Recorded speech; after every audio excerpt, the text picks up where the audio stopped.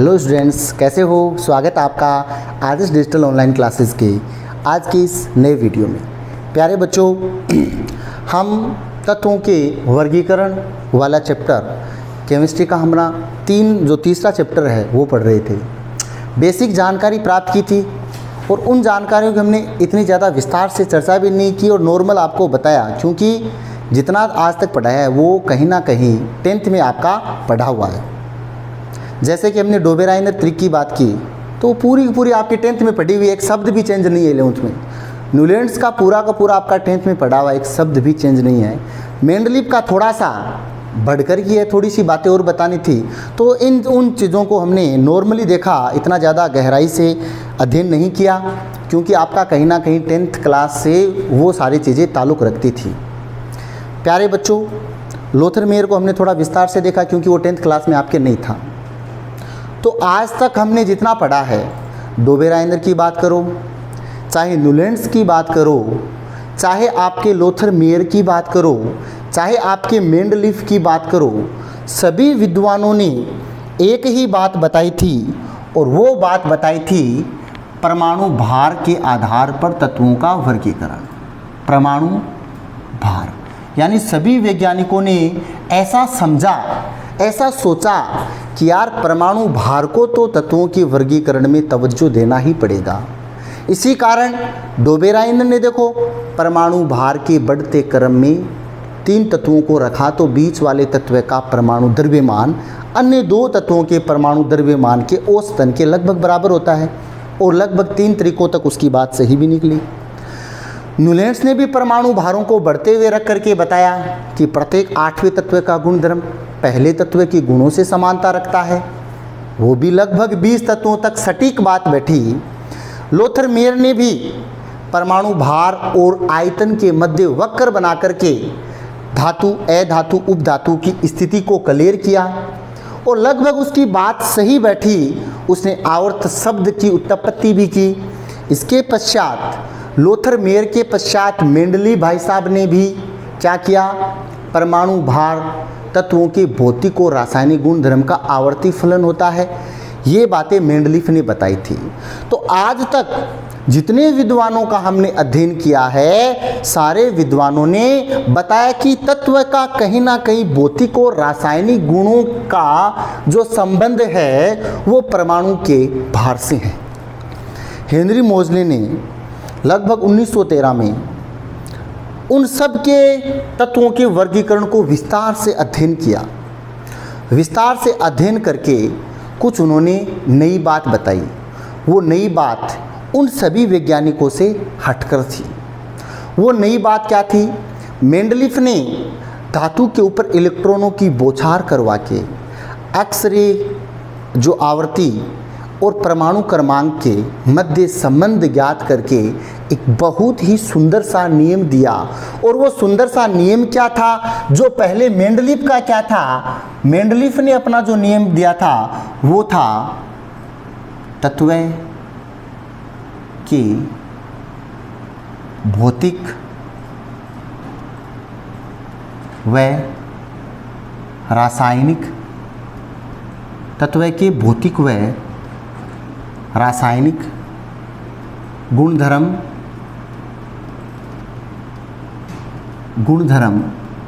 परमाणु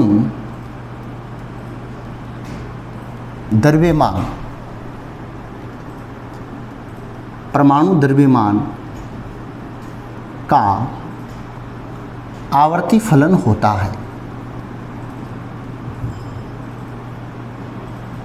आवर्ती फलन होता है।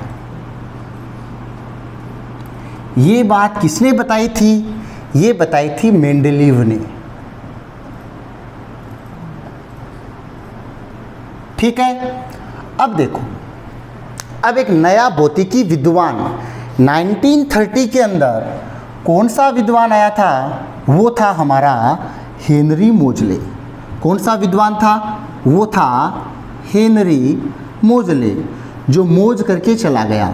हेनरी मोजले ने एक्सरे स्पेक्ट्रा ये मैं बताऊंगा, लेकिन कुछ समय बाद, थोड़ी सी जानकारी आपको प्राप्त हो जाएगी उस समय उसके बाद। इसके माध्यम से उन्होंने परमाणु जो द्रव्यमान है ना, परमाणु द्रव्यमान, इस द्रव्यमान शब्द को हटाया और उसने कहा कि द्रव्यमान से ज़्यादा बेहतर परमाणु जो क्रमांक है ना, उसके आधार पर तत्वों का गुणधर्म है, उनमें परमाणु क्रमांक से ज़्यादा समानताएं प्रदर्शित होती है। तो हेनरी मोजले भाई साहब ने जो परमाणु द्रव्यमान शब्द था, इसके स्थान पर क्या लगा दिया? परमाणु क्रमांक लगा दिया। प्यारे बच्चों, परमाणु क्रमांक या फिर क्या हो गया? संख्या। ये इतना आसान नहीं था लगाना, जैसे कि अभी मैंने लगाया कि द्रव्यमान को हटा दो और संख्या को लगा दो। ये उतना आसान नहीं था। हमें देखना होगा कि परमाणु संख्या क्या, यानी कहाँ से आई उसके पास परमाणु संख्या, किस आधार पर और किस चीज़ को उसने परमाणु संख्या शब्द दिया। जैसा कि आपको पता है, और आपको पता है कि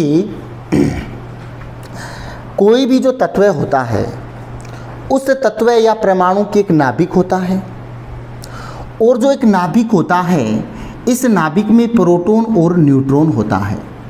जो प्रोटॉन होता है वो तो धनावेशित होता है, और जो न्यूट्रॉन होता है वो उदासीन होता है। और इस नाभिक के चारों ओर वृत्ताकार पथों में जहाँ इलेक्ट्रॉन गति करते रहते हैं, उनको कोश, कक्षा, ऊर्जा स्तर या फिर सेल नाम से पुकारते हैं। प्यारे बच्चों, यहाँ पर इलेक्ट्रॉन गमन करते रहते हैं। अब ध्यान देना, हेनरी मोजले जी ने, मोजल नहीं है यहाँ पे, मोजले है, हेनरी मोजले जी ने क्या बताया? हेनरी मोजले ने बताया कि कोई भी जो परमाणु होता है ना अपना, वो जो परमाणु है, उस परमाणु के अंदर जितने प्रोटॉन होते हैं ना, यानी धनावेश, उस परमाणु के अंदर जितने प्रोटॉन होते हैं, उतने के उतने उदासीन परमाणु की मैं बात कर रहा हूँ। यहाँ पे किसकी बात कर रहा हूँ मैं? उदासीन परमाणु की। और उदासीन क्यों लिखना ज़रूरी है, इसके बारे में भी कुछ समय में हम अध्ययन करेंगे। उदासीन परमाणु के अंदर जितने प्रोटॉन होते हैं, उतने के उतने क्या होते हैं? इलेक्ट्रॉन होते हैं। इस चीज़ को आप समझो। इस चीज़ को हम किस प्रकार से समझेंगे? इस चीज़ को हम कुछ इस प्रकार से समझने का प्रयत्न करते हैं। जैसे बच्चों, ये हमारा क्या है? प्रोटॉन। एक तत्व है एक्स। आपको एक भाई साहब आएगा और ये भाई साहब आकर के बोलेगा कि बताइए इस एक्स तत्व के पास प्रोटॉन कितने हैं? आप अध्ययन करोगे। अध्ययन करके आपने पाया कि भाई जी एक्स तत्व के पास प्रोटॉनों की संख्या कितनी है? 11 है। अब ये बोलेगा कि अभी तक एक्स है वो न्यूट्रल है, उदासीन है। अब आप बताइए इस एक्स तत्व के अंदर इलेक्ट्रॉन कितने हैं? तो बोलेगा कि इलेक्ट्रॉन भी कितने हैं? 11 है।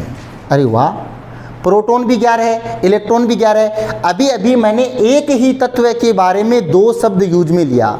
हेनरी मोजले ने दिमाग लगाया, उसने अपने भेजे के अंदर इस प्रकार की बात भेजी कि क्यों ना उदासीन परमाणु के लिए इलेक्ट्रॉनों की संख्या को, उदासीन परमाणु के लिए प्रोटॉनों की संख्या को अलग अलग न बोलकर हम एक शब्द का ही निर्माण कर दे। वो शब्द था आपका एटॉमिक नंबर, वो शब्द था आपका परमाणुक क्रमांक।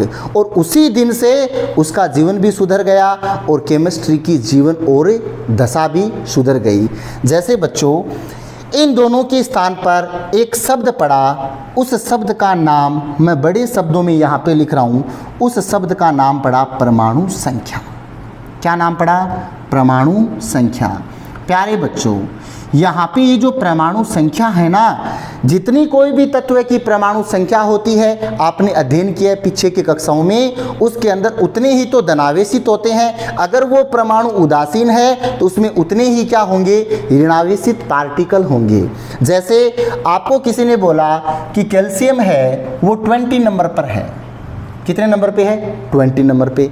अब आप बताइए इसमें इलेक्ट्रॉन कितना होगा? 20, क्योंकि उदासीन है। इसमें प्रोटॉन कितना है? 20, क्योंकि उदासीन है। अब मैंने यहाँ पे उदासीन शब्द क्यों लिखा, 1 मिनट में इसके बारे में और चर्चा हम करेंगे। मैंने उदासीन शब्द इसलिए लिखा, यहाँ पे बताता हूँ। जैसे अभी हमने बात की है, चर्चा की है कि मान लीजिए मेरे पास में यहाँ पे एक सोडियम है।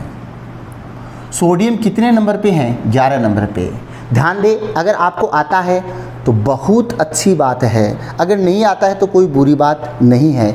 जिन स्टूडेंट्स को आती है ये चीज़ें उनके और ज़्यादा अच्छे से क्लियर होगी, और जिनको नहीं आती है वो बहुत अच्छी चीज़ें सीखोगे। इसलिए दोनों प्रकार की कैटेगरी के जो स्टूडेंट्स हैं उन सबको देखना बहुत ही ज़्यादा ज़रूरी है। जो हमारा सोडियम है उसका परमाणु संख्या 11 है। मोजले जी के अनुसार अगर ये उदासीन परमाणु है तो इसके अंदर 11 इलेक्ट्रॉन है और 11 ही क्या है? प्रोटॉन है। अब उदासीन शब्द क्यों लिखा, ध्यान देना। मान लीजिए सोडियम अगर 11 नंबर पे है तो आपने 10th में पढ़ा है पहले कोष के अंदर 2 इलेक्ट्रॉन आएगा, सेकंड कोष के अंदर 8 इलेक्ट्रॉन आएगा, 2 और 8 10, थर्ड कोष में कितने इलेक्ट्रॉन आएगा? 1। तो इसका इलेक्ट्रॉनिक कॉन्फ़िगरेशन कितना हो गया? 2 8 1। अब आपको पता है, याद करो आप 10th क्लास का वो 7वां चैप्टर, उस 7वें चैप्टर की वो आयनन ऊर्जा, बोले तो एंथैल्पी, जिसमें उदासीन परमाणु के किसी बाहरी कोष में उपस्थित एक इलेक्ट्रॉन को पृथक करने के लिए जो एनर्जी यानी ऊर्जा देते हो उसे आयनन ऊर्जा कहते हैं। तो हमने ऊर्जा देकर के इस एक इलेक्ट्रॉन को क्या कर लिया? हटा लिया।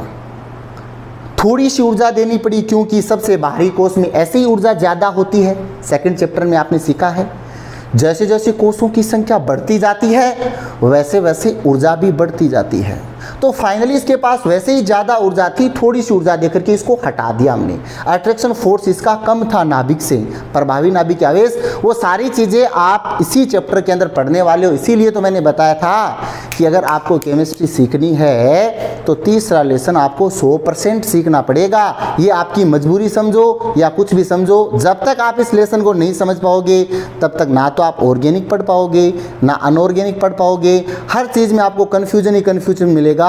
इसलिए अक्सर मैं ज़्यादातर साइंस के स्टूडेंट से सुनता हूँ कि यार केमिस्ट्री के अंदर काफ़ी कन्फ्यूजन चल रहा है। बस रीज़न यही होता है कि आपने हर चीज़ को 0 स्तर से नहीं पढ़ा है, यही कारण होता है। ठीक है स्टूडेंट्स, हमने एक इलेक्ट्रॉन जैसे ही बाहर निकाला तो इसके पास में क्या बच गया? Na+ बच गया।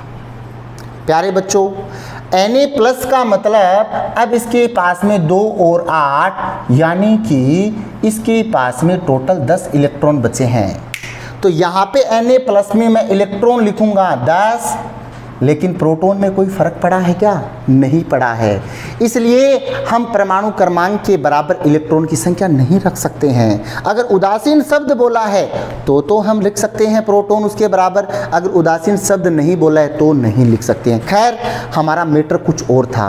हम पढ़ा रहे थे एक बहुत ही शानदार मॉडर्न पीरियडिक लॉ या फिर टेबल, जिसके आधार पर हम ये इस चैप्टर को आगे बढ़ाने वाले हैं। तो वापस हम बैक जाते हैं थोड़ा सा। मेंडलीव जी की बात की, लोथरमेयर की बात की, डोबेराइनर की बात की, न्यूलैंड्स की बात की, सभी ने एक ही बात के ऊपर राय करते गए, राग मिलाते गए, सब कहते गए कि परमाणु का वर्गीकरण करना है तत्वों का तो परमाणु भार से दुश्मनी नहीं करनी है, इसी से दोस्ती रखना है। लेकिन हेनरी मोजले ने कुछ हटकर करके दिखाया। हटकर क्या किया? उसने कहा कि द्रव्यमान से ज़्यादा हम क्रमांक को तवज्जो देंगे। और क्रमांक क्या होता है? किसी उदासीन परमाणु में या कोई भी परमाणु में जितने प्रोटॉनों की संख्या होती है उसी संख्या को हम परमाणु संख्या कहते हैं। तो हेनरी मोजले ने परमाणु संख्या के आधार पर तत्वों को बढ़ते क्रम में रखा। कमोन, परमाणु संख्या के आधार पर, द्रव्यमान के ऊपर नहीं। तो उसने इसी परिभाषा को, देखो काम मेंडलीव का मजा किसने लिया? मोजले ने लिया, क्योंकि उसने इस डेफिनेशन के अंदर मात्र एक शब्द चेंज किया। देखो, तत्वों के भौतिक व रासायनिक गुणधर्म में परमाणु जो द्रव्यमान लिखा है ना, इसके स्थान पर उसने क्या लिख दिया? उसके स्थान पर लिख दिया क्रमांक का आवर्ती फलन होता है। तत्वों का भौतिक व रासायनिक गुणधर्म परमाणु क्रमांक का क्या होता है? आवर्ती फलन होता है। ये बात किसने बताई थी? हेनरी मोजले ने बताई थी। इसे ही हम क्या कहते हैं? आधुनिक आवर्त सिद्धांत बोलते हैं। ठीक है बच्चों, अब देखो इतनी बात बताने के बाद में इसने किस आधार पे कहा होगा? उसने सोचा कि परमाणु संख्या के आधार पर हम तत्वों के अंदर इलेक्ट्रॉनों को कोष, उपकोष आदि में भर सकते हैं। मेंडलीफ का जो उपवर्ग थे उन उपवर्गों को तोड़ करके वर्ग में बदल सकते हैं। उसने किस प्रकार से अपनी टेबल तैयार की होगी, जैसे यहाँ पे समझने का प्रयास करते हैं। मान लीजिए बच्चों, मेरे पास एक तत्व है A, B, C, D, E, F, G, H, I, J, K, है ना?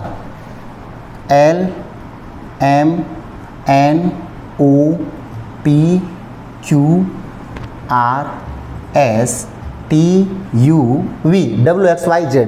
11th में आपको ABCD सिखा दी है, सीख लेना आप ध्यान से, ठीक है ना? खैर अब देखते हैं। मोजले जी ने बताया कि इसका परमाणु क्रमांक 1 है, मतलब इसमें एक इलेक्ट्रॉन है और एक प्रोटॉन है, ये उदासीन है, तो इसका परमाणु क्रमांक 1 है। इसका परमाणु क्रमांक कितना है? 2 है। ठीक है, इसका परमाणु क्रमांक कितना है? 3, 4, 5, 6, 7, 8, 9, 10, 11, 12, 13, 14, 15, 16, 17, 18, 19, 20, 21, 22 है ना? इतना मान लीजिए आपने। उसने कहा इन तत्वों को एक निश्चित परमाणु क्रमांक, मतलब उन्होंने तत्वों को परमाणु क्रमांकों के बढ़ते क्रम में रखा। देख सकते हो आप, ये मान लीजिए इतने सारे तत्व हैं। 1 से बड़ा 2, 2 से बड़ा 3, 3 से बड़ा 10, 10 से बड़ा 20, 20 से बड़ा 22। बताइए परमाणु क्रमांक का बढ़ता क्रम है कि नहीं है? उन्होंने बताया कि एक निश्चित अंतराल के पश्चात समान गुणधर्म वाले तत्वों की पुनरावृत्ति होती है। तो आप देखिए, जैसे थोड़ी देर में आप समझने वाले हो। यहाँ पे देखिए, जो पहला तत्व है, इस पहले तत्व की तीसरे तत्व से समानताएं पाई गई। फिर परमाणु क्रमांक में बढ़ने पर इसकी 11वें तत्व से समानताएं पाई गई। जैसे 1 नंबर पे कौन है? A, 3 नंबर पे कौन है? C, और 11 नंबर पे कौन है? K। ABCD की वर्णमाला है। वैसे आपको पता है 1 नंबर पे कौन है? हाइड्रोजन। 3 पे कौन है बताइए? लिथियम। 4 पे कौन है बताइए? 11 नंबर पे कौन है? सोडियम। इसका परमाणु क्रमांक 1, इसका 3 और इसका 11। अब बताइए, बीच में यहाँ पे एक तत्व और रहा होगा कोई, फिर लिथियम आ गया। लिथियम और सोडियम के बीच में कुछ 8 तत्व और रहे होंगे। अब उन्होंने इनके बनाए इलेक्ट्रॉनिक विन्यास। इलेक्ट्रॉनिक विन्यास आप बाउ सिद्धांत के आधार पर इस सारणी को मोटा दीर्घ किया गया था, जिसका मैं अध्ययन अभी करने वाला हूँ। हम प्रत्येक 0 से चलेंगे, तब तक हम पीरियडिक टेबल नहीं बनाएंगे जब तक हम पीरियडिक टेबल को बनाने में तैयार नहीं हो जाते हैं। इसका इलेक्ट्रॉनिक 1 नंबर है तो क्या हुआ? 1s1। इसके 3 नंबर तो है तो क्या हुआ? 1s2, 2s1। ये 11 नंबर पे है तो 1s2, 2s2, 2p6, 3s1। अरे वाह, 1 नंबर, 3 नंबर, 11 नंबर, इनके बीच में कुछ तत्व रह गए। इन तत्वों की परमाणु क्रमांक के बढ़ते क्रम में पुनरावृत्ति करवाने पर सभी तत्वों के लास्ट इलेक्ट्रॉन s सब सेल में आ रहे थे। 1s1, 2s1, 3s1, पहले कोष में एक इलेक्ट्रॉन, दूसरे कोष में एक इलेक्ट्रॉन, तीसरे कोष के s उपकोष में एक इलेक्ट्रॉन। इसका मतलब सभी तत्वों में इन तीनों तत्वों के भौतिक व रासायनिक गुणों में कुछ ना कुछ तो समानताएं हैं। तो प्यारे बच्चों, इसको मैं यूं बता सकता हूं, तत्वों को परमाणु क्रमांक के बढ़ते क्रम में रखने पर निश्चित अंतराल के पश्चात समान गुण धर्म वाले तत्वों की पुनरावृत्ति होती है। इसी सिद्धांत को आधुनिक आवर्त सिद्धांत कहते हैं। ठीक है बच्चों, तो यहाँ पे हमने देखा। अब हमें क्या लिखना है? सबसे पहले आपको हेडिंग डालनी है आधुनिक आवर्त सिद्धांत। आधुनिक आवर्त सिद्धांत में आपको लिखनी है परिभाषा, लिखनी है नोट कॉपी में। परिभाषा ये लिखनी है, तत्वों के भौतिक व रासायनिक गुणधर्म परमाणु संख्या का आवर्ती फलन होता है। फिर लगाना है अर्थार्थ, तत्वों को बढ़ते क्रम में रखने पर एक निश्चित अंतराल के पश्चात समान गुणधर्म वाले तत्वों की पुनरावृत्ति होती है। इस सिद्धांत को आधुनिक आवर्त सिद्धांत कहते हैं।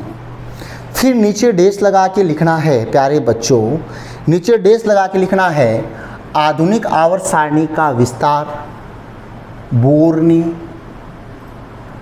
बरी ने, रेंगर ने आदि और आपवाऊ प्रिंसिपल आदि ने इस आधुनिक आवर्त सारणी का क्या किया? विस्तार किया, दीर्घ स्वरूप बनाया। प्यारे बच्चों, फिर नीचे लिखना है आधुनिक आवर्त सारणी का विस्तार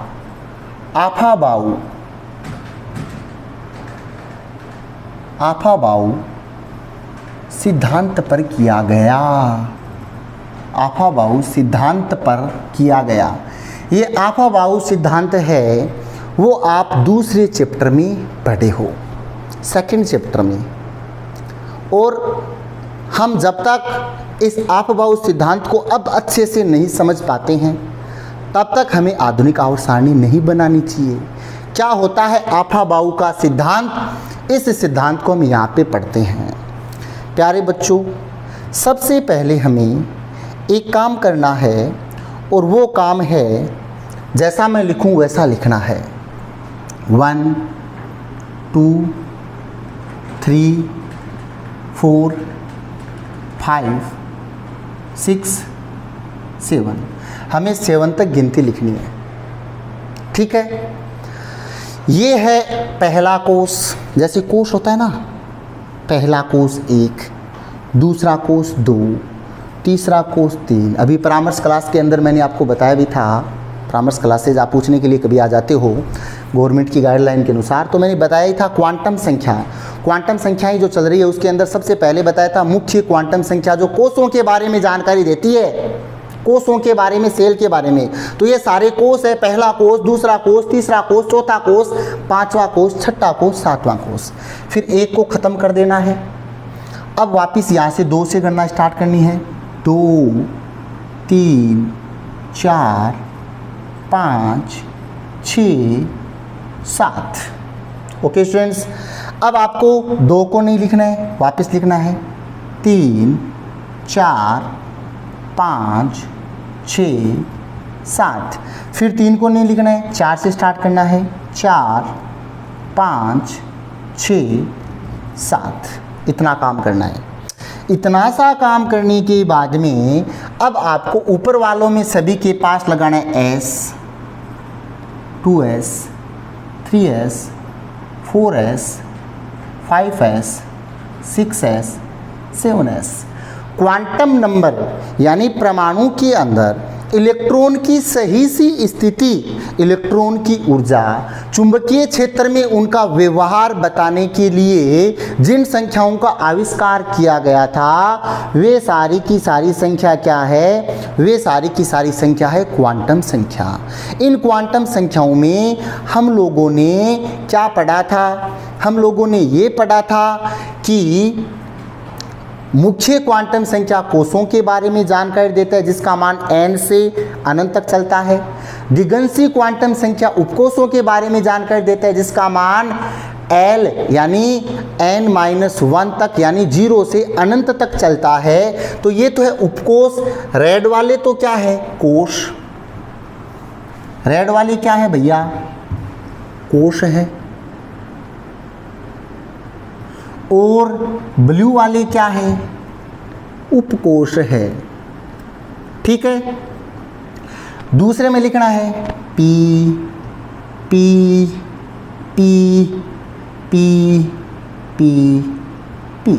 ओके। तीसरे में क्या लिखना है? D T D D और D। चौथे में क्या लिखना है? F F।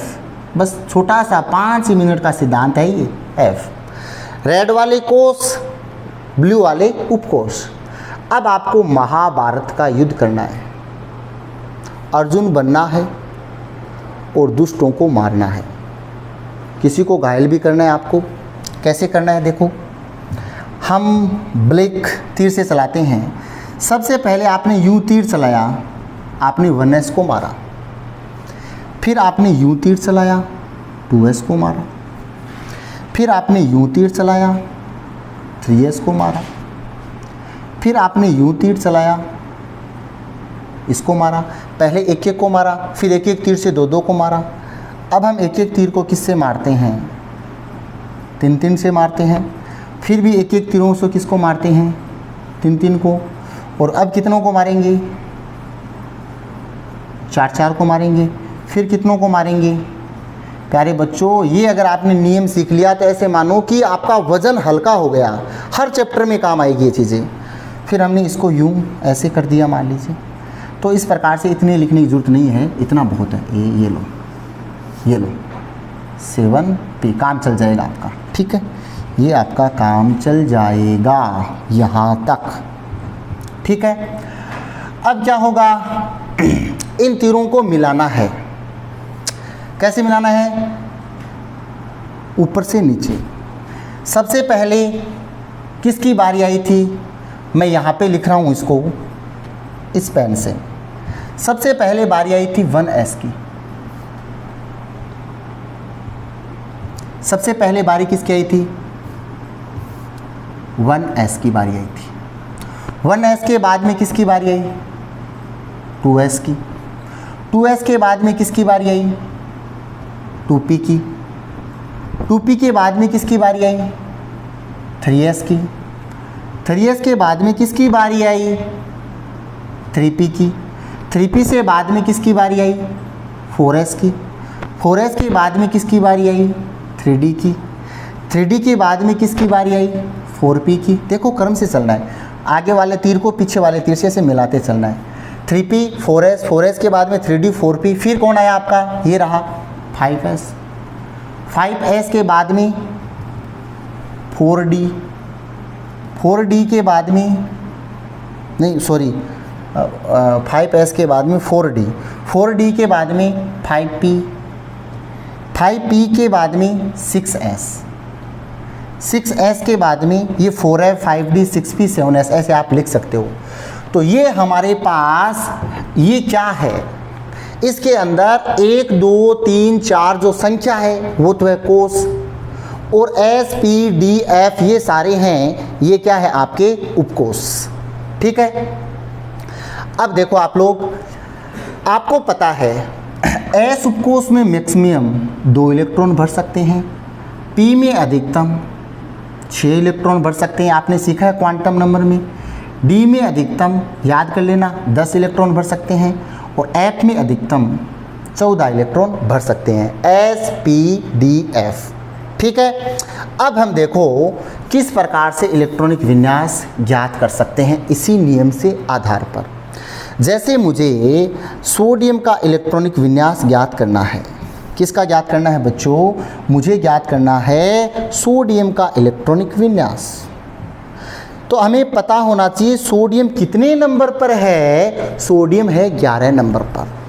अब क्रम से देखो, इलेक्ट्रॉनिक विन्यास का मतलब वो 11 इलेक्ट्रॉन सोडियम परमाणु के कौन से कोष और कौन से उपकोष में रखे हुए हैं। तो देखिए यहाँ पे सबसे पहले क्या है भैया 1s, हमने लिखा 1s। s की कैपेसिटी कितने की है 2 की, 2 है। इसके पश्चात क्या है 2s, यहाँ पे 2s लिखा।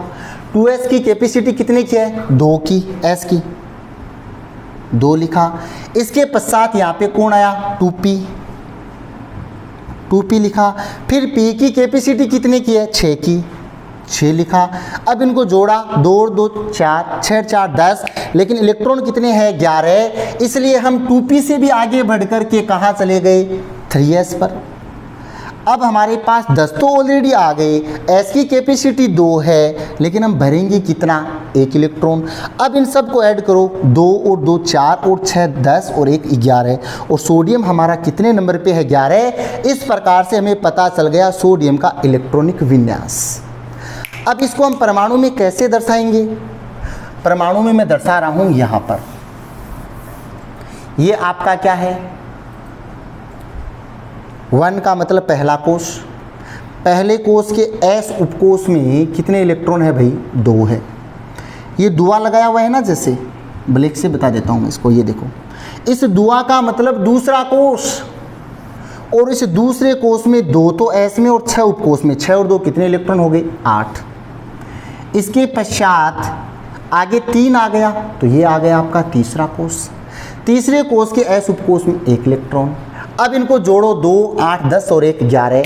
बताइए इस आबहव प्रिंसिपल के आधार पर हम इलेक्ट्रॉनों की स्थिति जान सकते हैं कि परमाणु में कैसे कैसे रखे हुए हैं। अब आपको 1 से लेकर के आज 30 तक 24 और 29 में थोड़ी बहुत गड़बड़ आएगी, आप स्वयं को बनाना है। अगर इसमें कोई और दिक्कत आ रही है तो मुझे आप कमेंट बॉक्स में लिख करके बताना है, मैं आपको ज़रूर इसके बारे में विस्तार से हम और चर्चा करेंगे। आज काफ़ी लंबी क्लास हो गई, इसलिए हम आवर्त सारणी को नेक्स्ट वीडियो में विस्तार से और अच्छे से पढ़ेंगे, क्योंकि तब तक नहीं पढ़ पाएंगे जब तक उन चीज़ों को हमें जिनसे आवर्त सारणी बनी है उनको क्लियर न कर लें। ओके, धन्यवाद, पढ़ते रहिए, मौज करते रहिए।